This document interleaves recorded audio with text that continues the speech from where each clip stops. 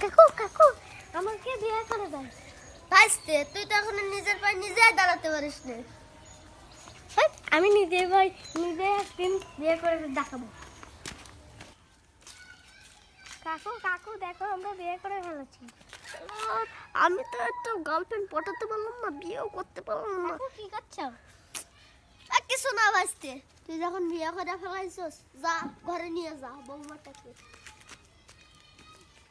যাই, অনেকটা তো রাত হয়ে গেল, যাই আমি পা হাতটা ধুয়ে তাহলে যাই, দেখি বৌমাটাকে দেখে আসতে হবে ওটা।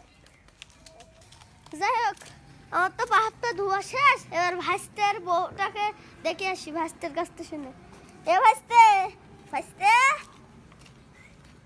হ্যাঁ এ ভাইস্তে, তোর সে বৌমাটা কই? ঘরে আছে? আমি যাচ্ছি তাহলে বৌমাটাকে দেখে আসি। বাবা আমার মুখটাকে একটু খোলা তো।